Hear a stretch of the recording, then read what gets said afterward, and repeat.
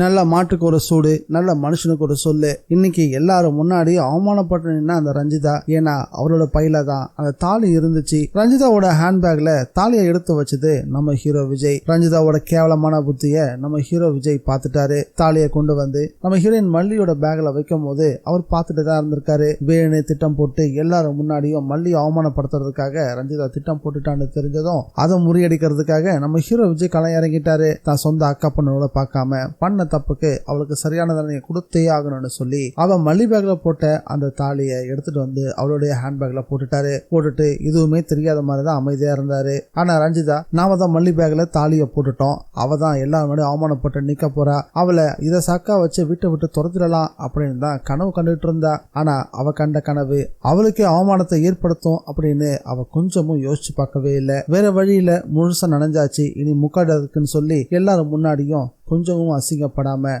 நான் தான் எடுத்தேன், உங்களை விட்டு கொடுக்க எனக்கு மனசே இல்லை, அதனாலதான் இப்படி ஒரு காரியத்தை பண்ணிட்டேன், என்ன மன்னிச்சிருங்க அப்படின்னு காலில் விழுந்துட்டா. அப்போ நம்ம ஹீரோ விஜய் மன்னிக்கவே இல்லை. ரஞ்சிதாவோட அப்பா கெஞ்சி கேட்ட பிறகுதான் விஜயோட மனசு இறங்க ஆரம்பிச்சது. அதன் பிறகுதான் ரஞ்சிதாவை நம்ம ஹீரோ விஜய் மன்னிச்சாரு. ரஞ்சிதா அவமானப்பட்டது ரொம்ப சரி நீங்க நினைக்கிறீங்களா? இல்ல, இதெல்லாம் பத்தவே பத்தாது, அவ அனுபவிக்க வேண்டியதுன்னு அதிகமா இருக்கு. கல்யாணத்துக்கு முன்னாடி அவ இந்த வீட்டை விட்டு ஓட போறா அப்படின்னு நீங்க நினைக்கிறீங்களா? உங்களோட கருத்து என்னன்றத மறக்காம கமெண்ட்ல பதிவு பண்ணுங்க. வணக்கம் மக்களே, welcome to TN Vijay review. நம்ம சேனலுக்கு நீங்க ஃபர்ஸ்ட் டைம் வந்திருக்கீங்கன்னா சப்ஸ்கிரைப் பட்டனை பிரஸ் பண்ணி நம்ம சேனலுக்கு சப்போர்ட் பண்ணுங்க. அப்படியே இந்த வீடியோக்கு லைக்கையும் கொடுத்துருங்க. ரஞ்சிதா எல்லாரும் முன்னாடி அவமானப்பட்டான்னு பார்த்தா மாடியில நம்ம ஹீரோ விஜயும் மல்லியும் பேசிட்டு இருந்ததை தூரம் இருந்து கேட்டா. அதுலயும் விஜய் ரஞ்சிதாவை கிண்டல் பண்ற மாதிரியே பேச ஆரம்பிக்கவும் அதை அவளால தாங்கிக்கவே முடியல. நம்ம அந்த மல்லியை மாட்டி விடலான்னு பார்த்தா நம்ம மாமா தான் தன்னை மாட்டி விட்டுருக்காருன்றதை புரிஞ்சுக்கிட்டு மனசு ரொம்ப வேதனைப்பட ஆரம்பிச்சுட்டா. எப்படியும் இந்த விஷயத்தை கொண்டு போய் போதும் பொண்ணுகிட்டையும் தன்னுடைய அம்மா சித்ரா கிட்டையும் சொல்ல போறா. சூடு சொன்னவங்கள ஜென்மமா இருந்தா என்ன பண்ணிருக்கணும்?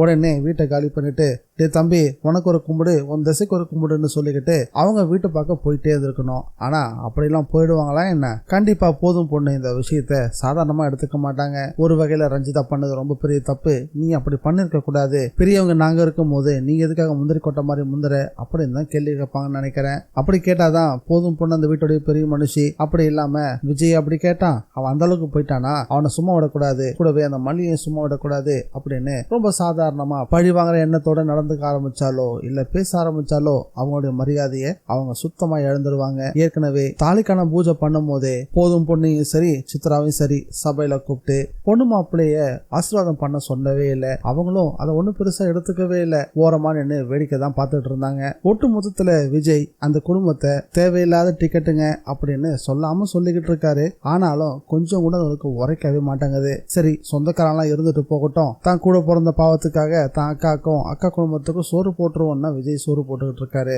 ஆனா அந்த நன்றி விசுவாசம் கொஞ்சம் கூட அந்த குடும்பத்துக்கு இல்லவே இல்லை. இப்ப கூட அடுத்து என்ன திட்டம் தீட்டலாம், அந்த மல்லியை எப்படி வீட்டை விட்டு துரத்தலாம் அப்படின்றதான் பேசுமே தவிர பண்ண தப்புக்கு பிராயச்சித்தம் தேடுவோம், வெண்பா மனசுலயும் விஜய் மனசுல இடம் பிடிக்கிறதுக்கான வழிகளை பார்ப்போம் அப்படின்னு ஒரு நாளும் அவ செய்யவே மாட்டா. இந்த வீடியோ பிடிச்சிருந்தா லைக் பண்ணுங்க, ஷேர் பண்ணுங்க. TN விஜய் ரிவ்யூவை மறக்காம சப்ஸ்கிரைப் பண்ணி வச்சுக்கோங்க.